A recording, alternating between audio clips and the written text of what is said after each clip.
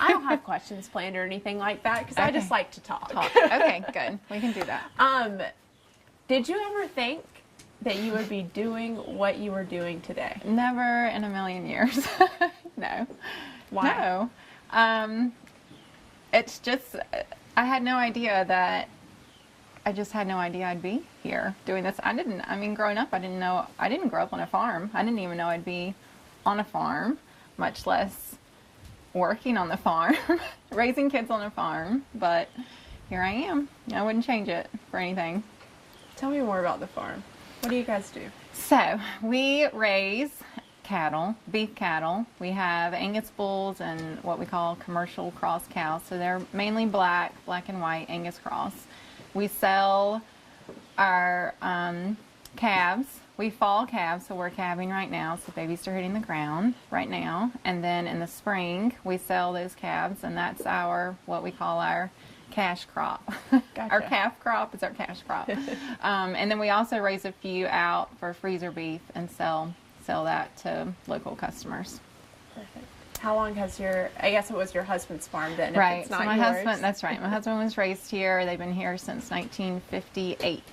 Okay. So he's been here his whole life. And I've been here, 12 years or so. I'm going to look at my phone because you have this line on your blog that I want to make sure I get right. 6 years ago, I did a thing, a big thing. Yeah. It was a big thing. What'd you do? I quit my corporate job. So I was in corporate sales, livestock feed sales. So I sold horse and cattle feed for 10 years all around North Carolina, parts of Virginia, a little bit in South Carolina. And it was amazing. I loved it. I loved the people. I loved the work. There came a point where I didn't love being away from the family as much. And we had 2 small children and just trying to start deciding about school and what we were going to do. And for 2 years, I wrestled with quitting and coming home because I was the breadwinner, if you will. I had the benefits and was making good money, and but prayed about it a lot and thought about it a lot. And my husband fully supported me doing what I felt like I needed and wanted to do. So I came home, and I haven't regretted it at all.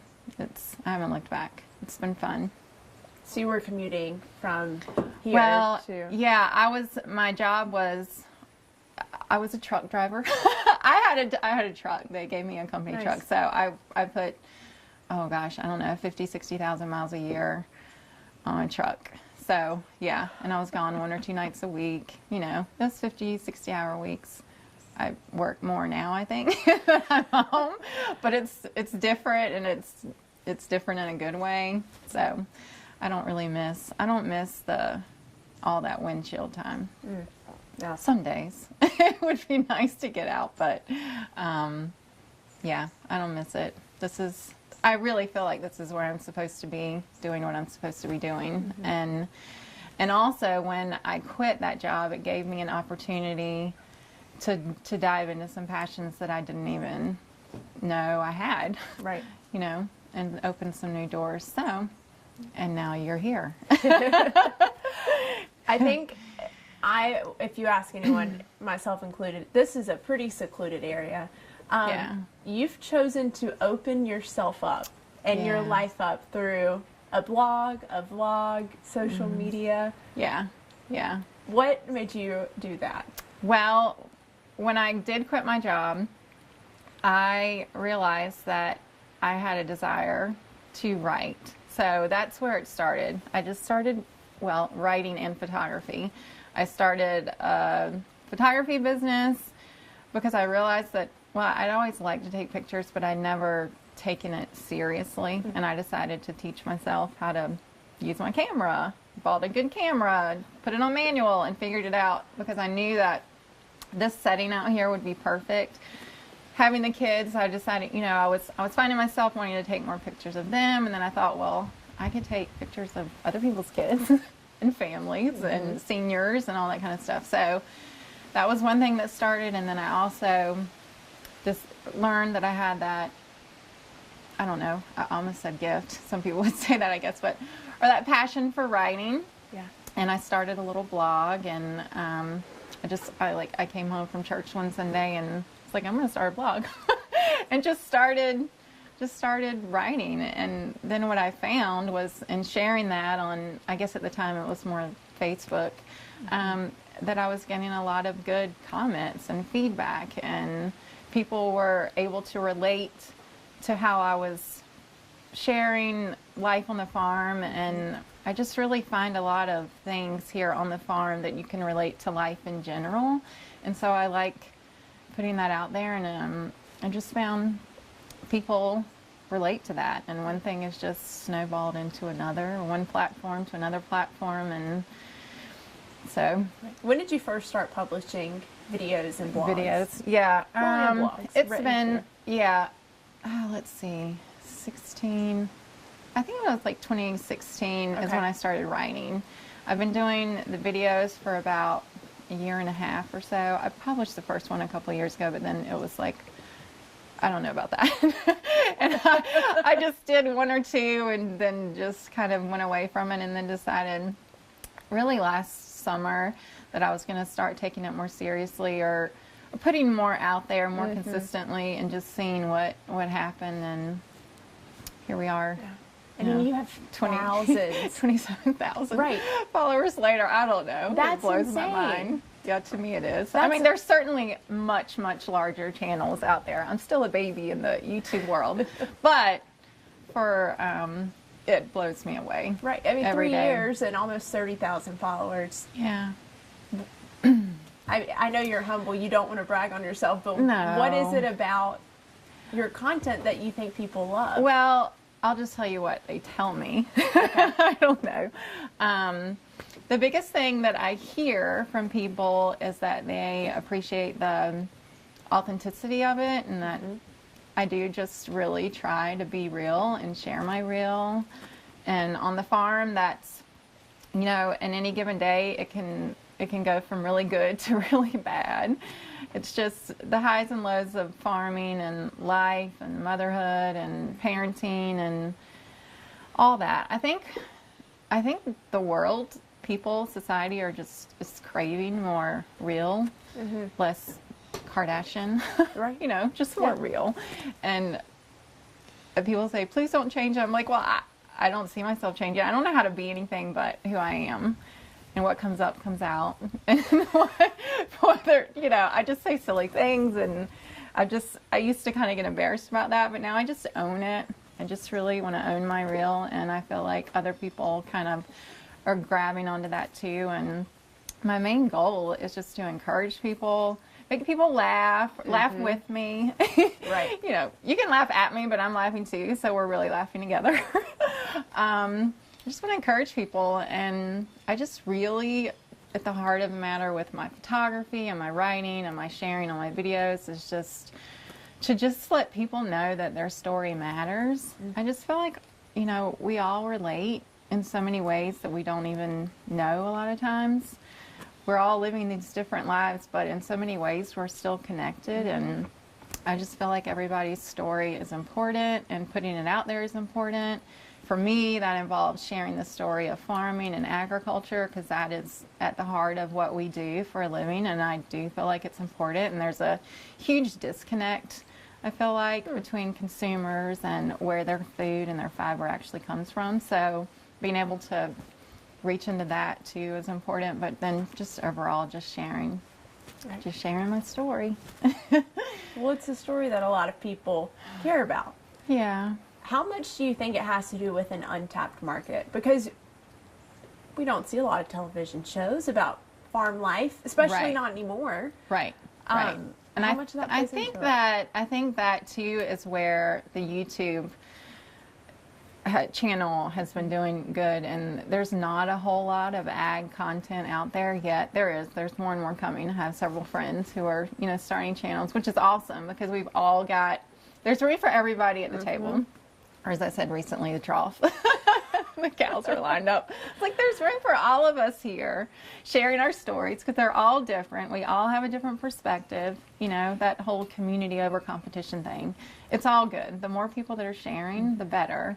And it just seems like a lot of times, especially in today's world, the negative voices, the activists and that kind of thing gets more media or more a louder share of the voice than the other people that are in and out of it every day and that, you know, are working hard and doing their best to make a living and doing it with integrity and treating their animals right and, you know, that kind of thing. So I think too, when it comes to media and TV, more and more people, well, this is what I found. I didn't know it because I wasn't like a regular YouTube viewer. Right. I'm just a YouTuber.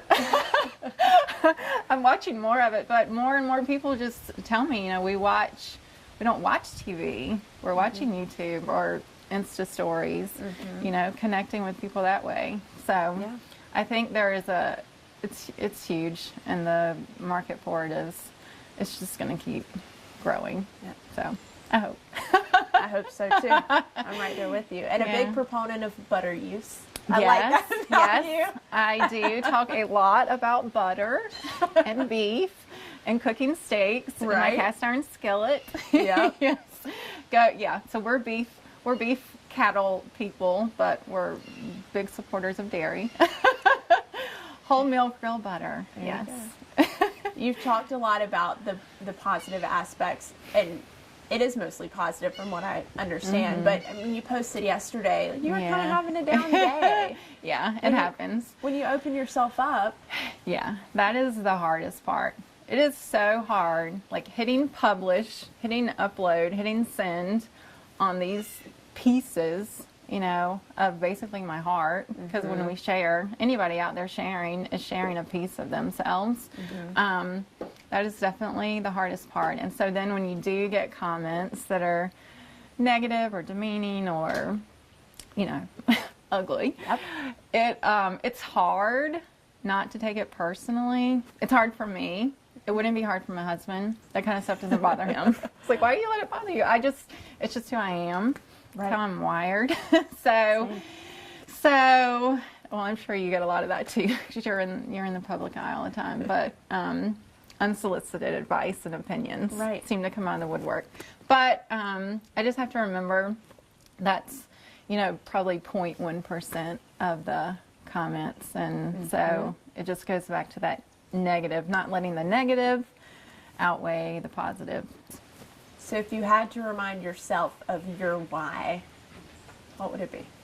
Well, that's a good question. I guess my biggest why is out there are my kids, you know, and I really see this whole blogging and everything too as almost like a diary for them. Sometimes I stop and think it doesn't matter if nobody watches these videos. I feel like I'm doing this as much for them to be able to look back and share and see how they were raised and be able to share that with kids and grandkids and things like that too. And just, my kids are my biggest why.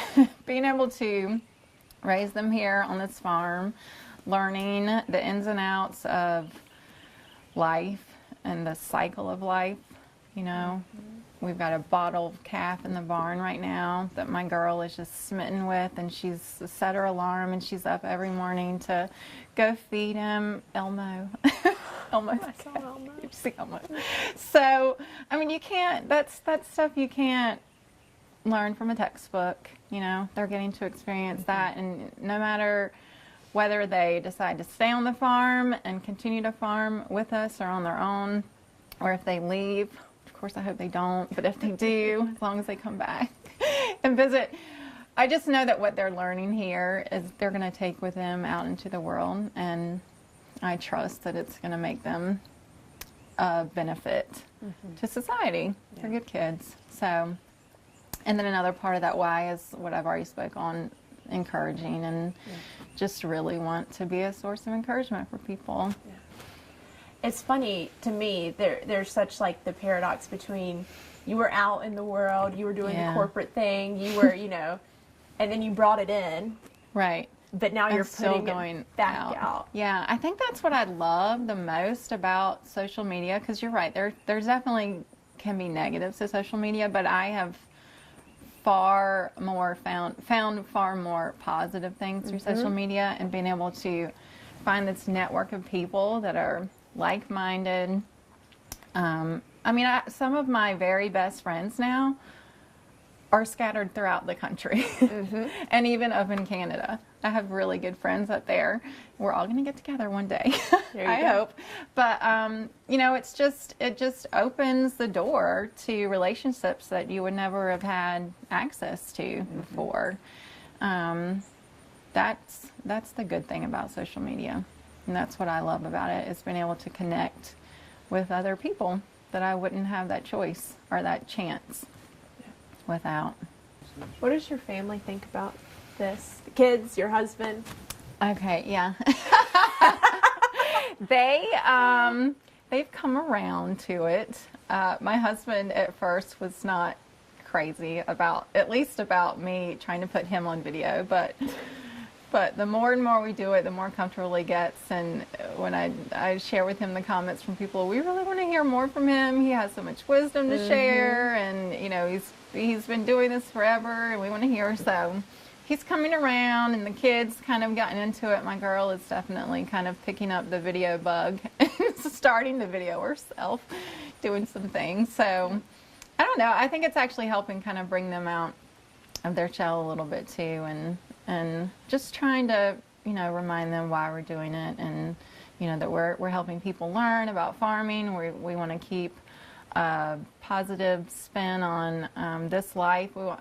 You know, it's easy to get ingrained in what you're doing every day and just assume that the rest of the world understands and knows, but it doesn't work that way. So by being able to put ourselves out there and share, we're helping teach other adults and children. Right. That's really fun. I get messages from people. My grandchildren or my child loves watching your show. The first time I got that, I was like, really? And now I get those every day. So that's fun. It's good. I'm trying to, the biggest thing people say is it's nice to have a positive, you know, uplifting, PG type channel that they can watch with their family and their kids, and learn and laugh and cry sometimes along with us, because I do that too. We all cry a lot. It's okay. I cried over an old combine, but Gertie, is that Gertie? Yeah, I'll let you meet Gertie. Okay. How's she doing? Gertie's good. Good. Gertie's good.